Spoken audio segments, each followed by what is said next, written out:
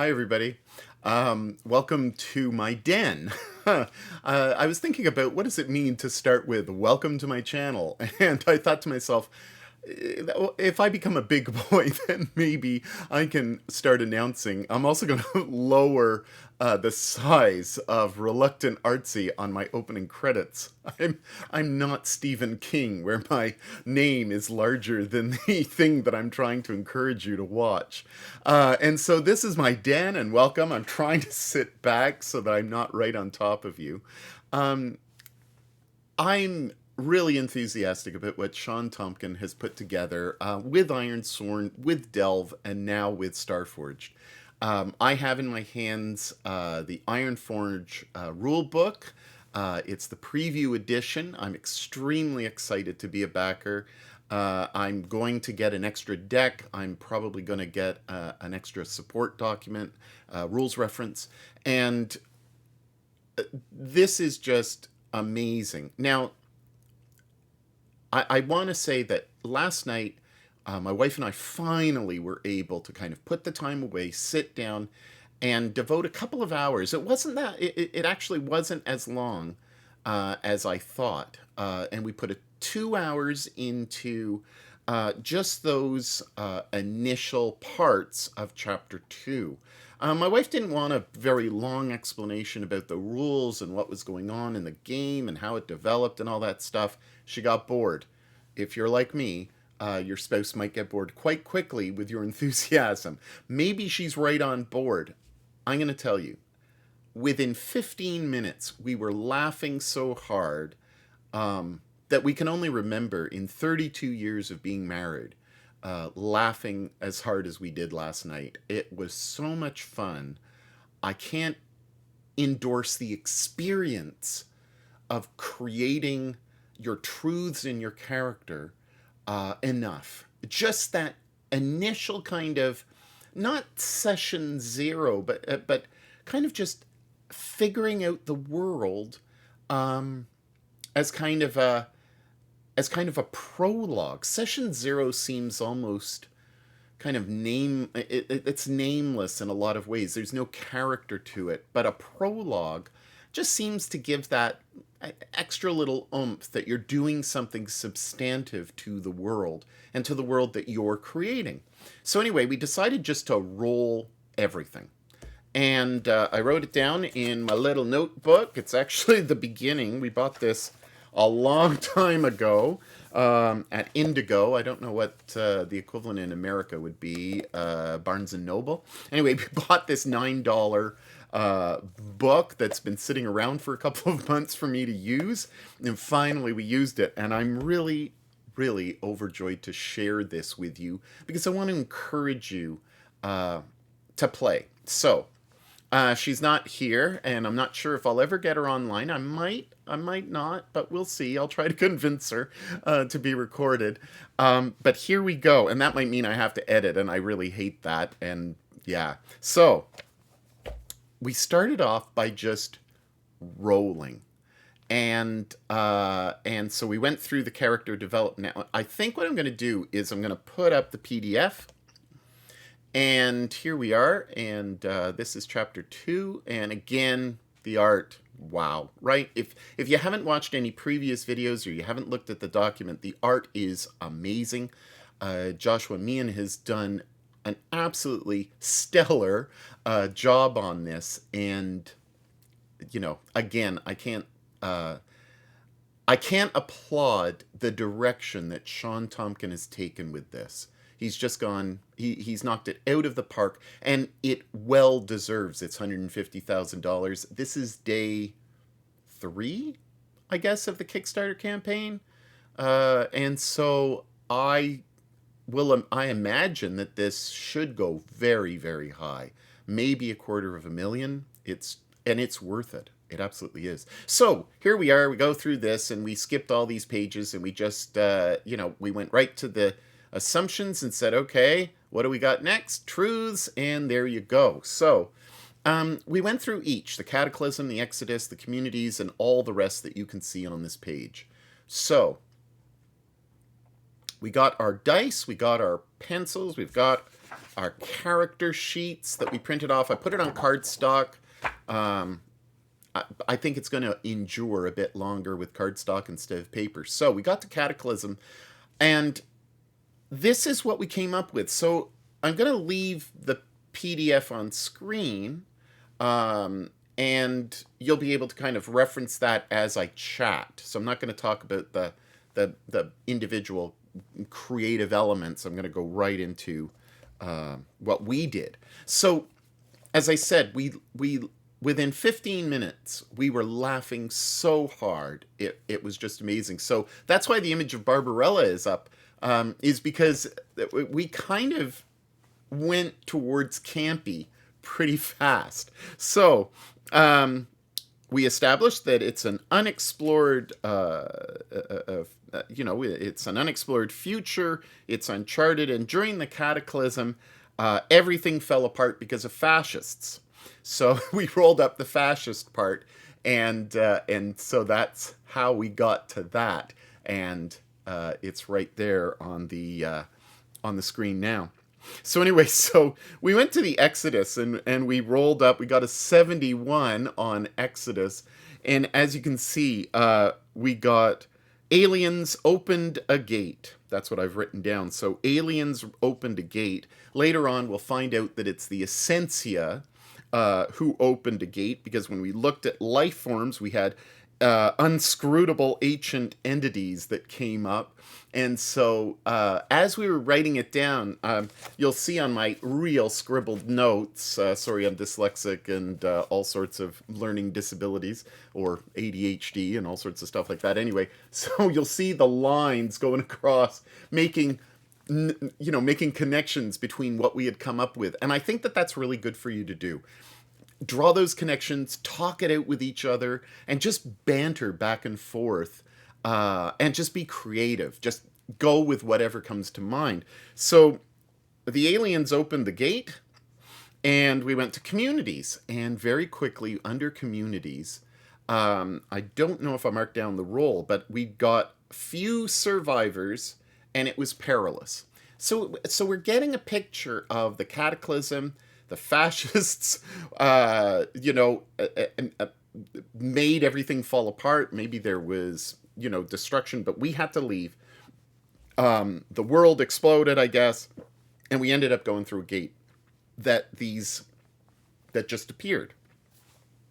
The few survivors made a perilous trip, and when we swear for our iron vows, we rolled that we would do it with the remnants of the ships. So the remnants of our ships, and there weren't that many that had come across, we've got little parts of those ships, and we swear our iron vows on those, because they got us here. We survived. So far, pretty serious. Very, a lot of kind of wonderful themes that have come across from space, and then we started looking into religion, or laws. So the next one was so the remnants of the ships, fragments of the ships, yeah, okay. So laws, it's a lawless frontier. Criminal activity is all about. So we were starting to get this kind of Wild West feel, and we saw that there are three dominant orders of religions. So I'm a little bit behind. There's the laws. I'll just pause on that for a second so you can kind of take a quick look. And then we went to religion. So there's the triumvirate. And so we have the triumvirate down here under the bottom one. And so there was... they're very aggressive in their proselytization, the way that they evangelize. So and they are fierce, is what we got from that. We went to magic, and we looked at magic, and Sherry was very, very excited about unnatural energies coexisting in magic and science. So we got the full on magic, And for communication, we got the hubs and the weave. So communication is relatively easy, even though everything else is falling apart. And so, it's instantaneous pretty much for the data and the ships and the outposts. So this weave hub, I envision it kind of like the internet. You're able to get in touch with everybody, but you may not have the technology that's stable. So maybe on a weak hit, that's going to come into play. We looked at medicine, and this is where we started laughing. Is we got our advanced tech was lost, so we can talk to each other, but we can't do anything much about it. Healers are ill-equipped, and there's it's just a bad scene in terms of so we both decided that anything that was medical in the assets wouldn't be touched. AI has consciousness. So we rolled artificial intelligence having consciousness, and that was great because we thought that they'd be able to help us, but they really couldn't help us with health and stuff. So this would be a bit of a challenge. When it came to war, we're so poor that there's no war. We might be able to communicate, but we're just dead poor, and nobody can really fight. And so we're getting this picture of, we have AI consciousness. We don't have a lot of the medical advancements that we had before the cataclysm. So we're getting this picture, and we move to life forms, and this is where the essentia came in. And I'm looking at this, and so this is the 68 to 100 rule. So whatever we got, we rolled this, and that's how we made the link between the Exodus. So you see how our brains are starting to connect just by rolling. We didn't do anything other than roll and then come up with the connections. And that created one of the closest times that my wife and I have had, because we're not just playing the game, we're collaborating with the story. And I guess I used to think that one person, that solo play was probably the sweet spot for Ironsworn. And after last night, I was really kind of blown away with how the dynamic can really be enhanced by having two players. I think that it might be a little bit unwieldy for me, not necessarily for you, but for me to have more than two at the table. And I listened to all of Matt Click and Sean Tompkins' discussions on their podcast, and the way that they crafted their world and the way that it developed. And obviously it wasn't kind of a huge joke fest like it was with my wife and I, but that banter back and forth really came to mind last night as we were going through this exercise and this prologue of creation. So we moved on from life forms and these unscrutable ancient entities, and we looked at the precursors.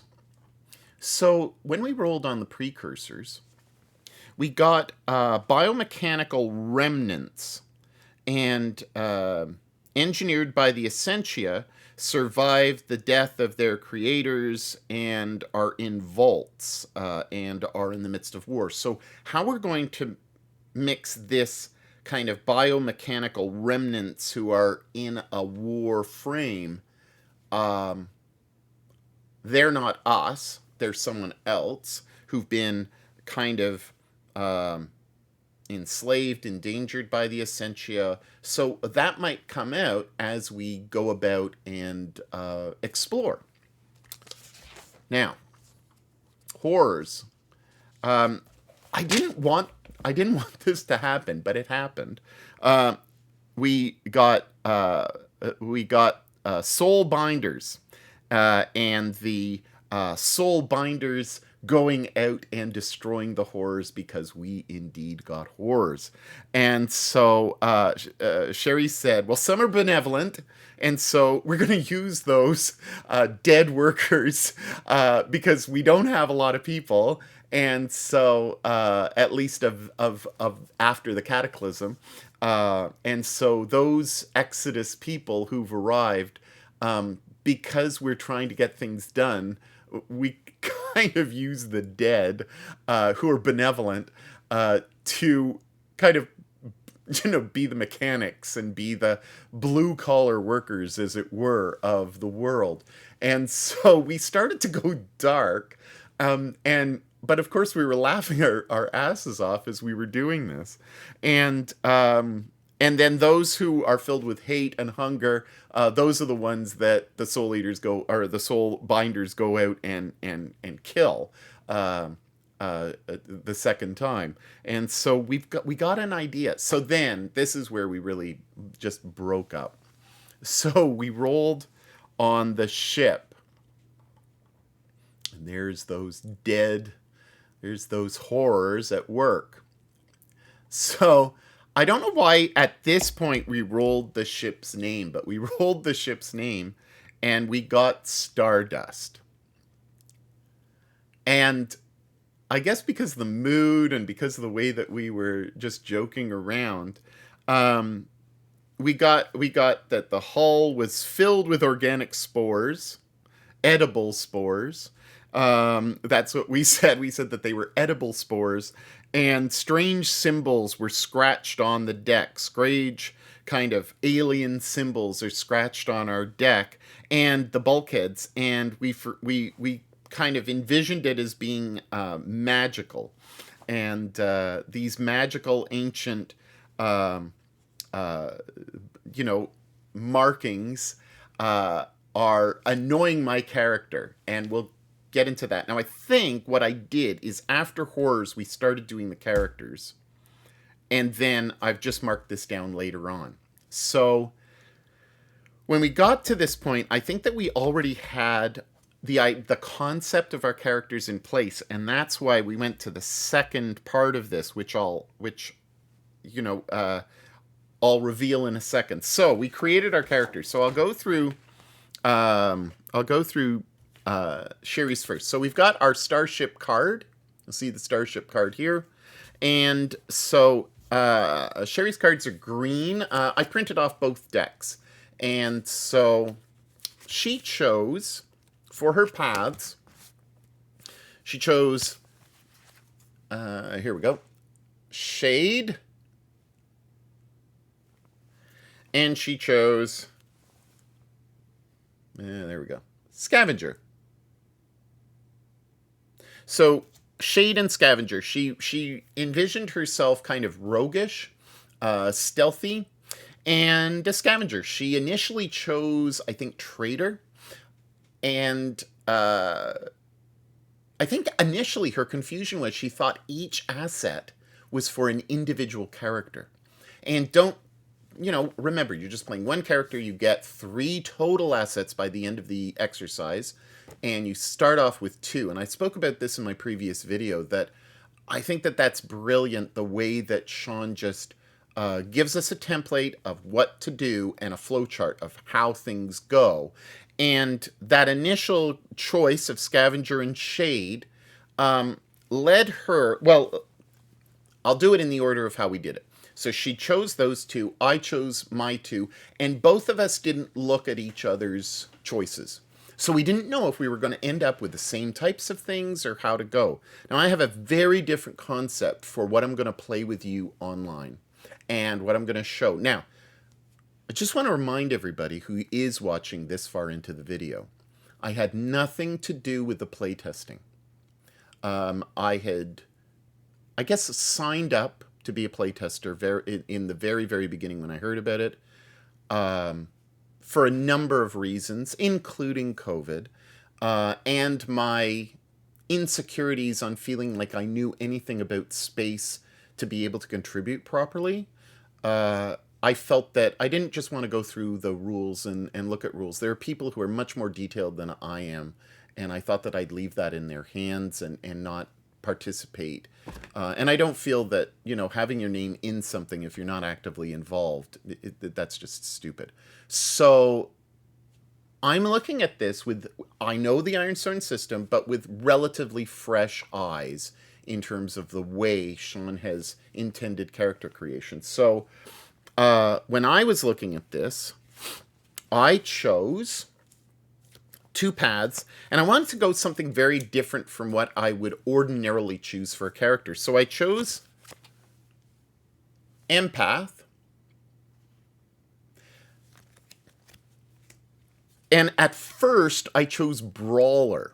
Now I'm still debating, because tonight we're going to finish this off, but I'm still debating whether or not to be a weapon master. So my original concept was I'd be an empath but a brawler.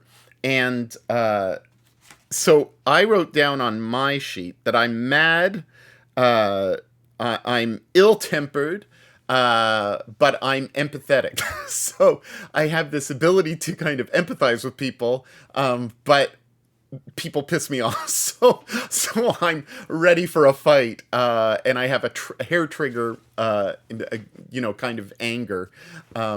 And so I thought that this was lots of fun. Now, as we started to look at different things, I said, well, wait, I want to take back.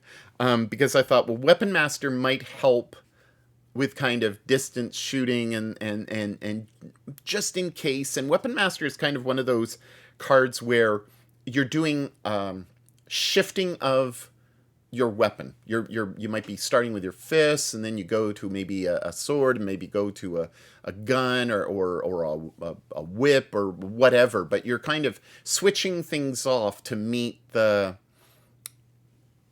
changing situation, the dynamic situation that will happen out of the narrative. So I did that. So empath, and I'm starting to get this vision of this hilarious guy. And so this is what I wrote down on my descriptor at the bottom of the page right around here. So I wrote down that I'm mad at their perversions. Okay, so I'm... and that was Sherry's line, that I'm mad at the perversions of the world, and I've got a hair trigger temper. And so then we were kind of looking at background vows, and I got one where I'm trying to escape from someone. And so what happened was I wrote down that I'm running from, and I rolled all of this, right? I'm running from an investigator who's a bounty hunter who wants to build a home. And we just were cracking up about how ludicrous this was, right? So he wants to build a home. He's a bounty hunter and investigator. And I don't know if anybody's watched, here's an endorsement. I don't know if anybody's watched Taskmaster. It's a series on, I think, Channel 4 in England. And you can also watch it, I think, on Dave on YouTube. It's readily available on YouTube, and there's other ways of getting access to it as well. Taskmaster, go to season 1, but also watch the recent one. Mike Wozniak is so funny. He's a contestant. They get a bunch of comedians, and they run them through, all I can describe it as kind of camp fun exercises. So if you ever went to summer camp and your counselors were giving you kind of these, the crazy day where you had an events day and you do crazy kind of tasks of, the three-legged race, or, get an egg on a spoon and get to the line. Well, they do similar things, funnier things. They get these comedians who are well-established British comedians. They throw them all out, and they give them tasks. Some are individual, some are only for the individual person, but most of them are kind of tasks that they all do, and then they watch themselves, and it's a brilliant, brilliant show. I can't recommend it enough. It is hilarious. Don't watch the American one. It sucks. The British one is more genteel and more kind of taking the piss out of stuff. self-deprecating humor and stuff like that. The American one is just aggressive and sad and angry and insulting and rough. And it pales in comparison. There's a New Zealand version which is great, and it's been kind of going around the world, and so take a look online. But the British one is amazing. And there's this guy, Mike Wozniak, who I didn't really know of before, and he's kind of like Ned Flanders. And in one of the recent videos, he was saying TikTok, it's whatever o'clock. And so I wrote down here, TikTok, escape o'clock. So it's my job to get out and escape. And I rolled for this investigator, this bounty hunter, who wants to build a home, that he's distracted and ill-equipped. He's hot-tempered. So he's just as hot-tempered as me. So... and we came up with the name Isaac Shin. Isaac Shin. That's the guy who I am trying to escape from. And he lost a ship to a card game to me. So I have his ship. He doesn't think that I'm going to take off, but I am taking off. Sherry's character is with me, taking off. And so when we did the ship part, and when we were looking at the ship, I marked down that I'm mad that there was vandalism. Okay, that there was, and again, this kind of comes from the latest episode. I think it's episode 6, maybe episode 5 of Taskmaster of this season 11. And so I saw it as being vandalism. Magical graffiti on our walls, and I want it off. So what's my background vow? And I know that Sean's intention was never to have... maybe he was, but I think that having a humorous situation for just Sherry and I to have fun around and just have a blast. My background vow is I am trying to find industrial cleaner for the graffiti to clean it off. And my tagline is, every time I meet somebody who doesn't have anything strong enough, I say, it's just not strong enough, my dear. So that's my background vow. I have to go out and find something that's strong enough to eliminate the graffiti from my ship. I just think that that's absolutely friggin' hilarious. And we were dying. I mean, our stomachs were so sore after laughing so hard. Anyway, I don't know if you find this funny or if you find this kind of pathetic, but all I'm telling you is there are possibilities beyond just the dead serious. And you can still have a great story, but believe me, it's gonna, there will be dark moments. My dog is itching himself on my table. Sorry about that. And so, anyway, so we thought about other aspects of character creation. So we've been on this page long enough, and there's the character sheet. And here's that this chart of how you do things.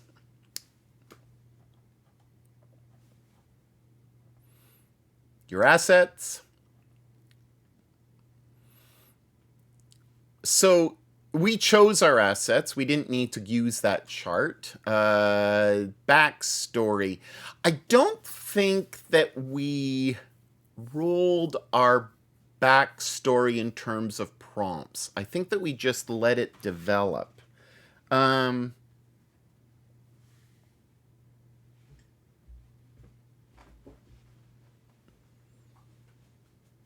Yeah, I think so. So Sherry's was...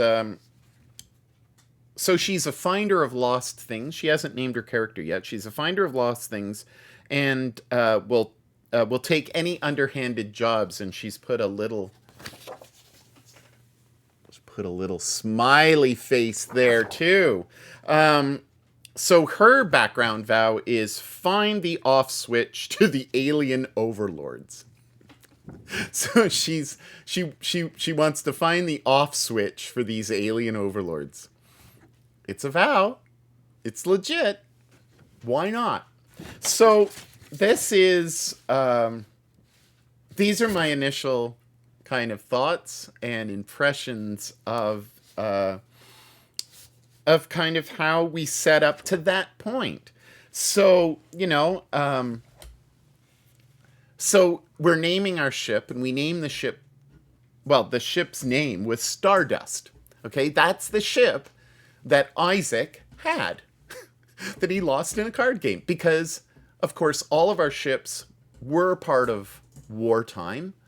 And there's a connection somewhere in this list of how it was connected to wartime. And we're thinking of Stardust. That doesn't seem to evoke kind of Dreadnought or Enterprise or, any of these kind of big names. And I was joking with her, and I wasn't being serious, but we took it on that this is an entertainer ship. Okay? Shag carpet and everything. This was an entertainer's ship for the war effort. So just imagine World War II and the war effort and Bing Crosby and all of these big names going around entertaining the troops, Marilyn Monroe. And what ship did they travel in?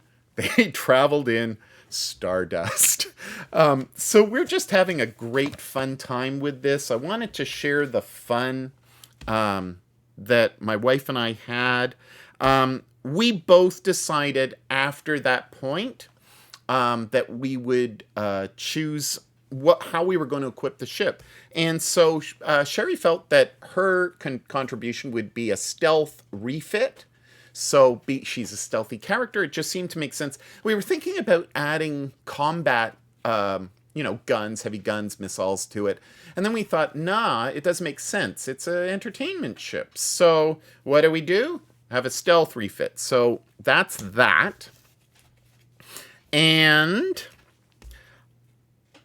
I asked her, do you want a combat bot or a utility bot? And we decided on the utility bot. So this will be very interesting, how our characters survive, what we come up with. I'll try to give kind of brief reports. This has been a half an hour. So I think I'm going to end it here. Next time around, I think what I'm going to do is we're going to walk through this. So the next video that I do, probably in a couple of days, is going to be me walking through my own creation of what I want to do with you. And how that was... So I know already what I've chosen. So here's, if you've lasted this long, you don't mind a sneak peek. So I've already decided that there's my starship. And so I'm using the same deck that I printed out for myself. It's kind of a black background. And so I got Augmented, Diplomat, and I've got a Sidekick. So that's going to be for us and playing online. Now you might be wondering, well, okay, a Sidekick, yeah, that's okay. Not as cool as a floating motorcycle. But Augmented and Diplomat, how is that going to be lots of fun? Well, my premise is that this individual has to go out. The background vow is going out and getting a... they've been augmented with an implant, an audio implant that is their own creation, and the Sidekick is going to help with that, with maintenance of this implant. And it's going to be like Uhura and the Universal Translator, but it's going to be very, very early days, and it needs to be tested. And so the hope is that my background vow is going to be, I'm going to have to go out and get a certain amount of actual testing of this device out in the field. Does it work? Does it translate well? How do I interact? So that's the premise of my character. If you think that it actually sucks and it's a terrible idea, tell me in the comments. Say that's absolutely stupid, reluctant artsy. But I, I think that it has lots of possibilities, not just for humor, but also for very serious situations. Because whenever you get a miss, or especially a weak hit, you're going to have to come up with ideas of how do you manipulate, how do you switch things around. And that's what I'm hoping for. I'm hoping for a very dynamic story. It's not all guns a-blazing. There will be lots of videos out there for Starforged with guns a-blazing. So I'm going to do something different. I'm going to do something that's not so in-your-face violent.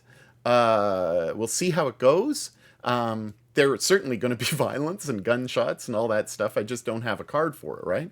And we'll see. I'm really excited about this game. Genuinely excited about this game. I think that what we have in our hands, as I've seen so far, is easy peasy. Oh, this is what we got. Okay, so you see it right here, and I'm not sure. Oh yeah, it does highlight. So I got claims. So how did the starship come about? Well, it was claimed as spoils of war, and that's how Isaac got it. And then I won it in a card game. So Stardust is mine, and so the spoils of war, as again I said, Stardust doesn't sound much like a violent ship, or you know, a destroyer or anything like that. So what was it? And it's an entertainment ship. So it's going to be lots of fun, what I do with my wife. And for you, I hope that it's going to be fun as well. Hopefully I'll get something up over the weekend. And I really appreciate those who have subscribed. I really appreciate the views. I see that my other video has a couple of hundred views.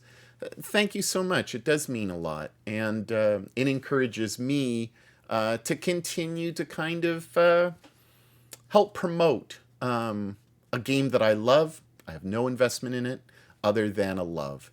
And that's the case of anything that I have on my channel. It's just a labor of love. I enjoy doing these for you. And again, it's my den, and it's just fun and games that I want to share. So take care. Have a great day, and do the thing that everybody says to do. Take care. Bye.